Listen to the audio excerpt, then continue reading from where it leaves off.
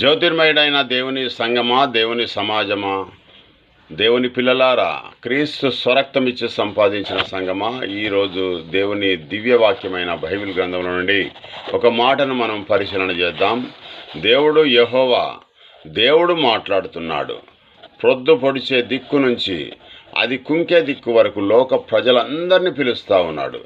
ఏ లోపము లేని అందమైన సియోను నగరంలో నుండి దేవుడు ప్రకాశిస్తూ ఉన్నాడు. ఈ మాటలోని భావం ఏమిటంటే, జెరూసలేం అనే యొక్క ప్రాంతంలో ఒక పరిశుద్ధుణ్ణి పుట్టించి, ఒక పవిత్రుణ్ణి పుట్టించి, ఆయనలో దేవుని యొక్క ఆత్మను ఉంచి, ఆయన ద్వారా ప్రపంచ మానవులందరినీ పిలుస్తూ ఉన్నాడు. నా యుద్ధకు రండి, నేను మీకు విశ్రాంతి కలుగజేస్తాను, మీకు నిత్య జీవం ఇస్తాను, నాతో ఉండడానికి మీకు అవకాశం కల్పిస్తానని లోక ప్రజలందరినీ పిలుస్తూ ఉన్నాడు దేవుడు. ఈ మాట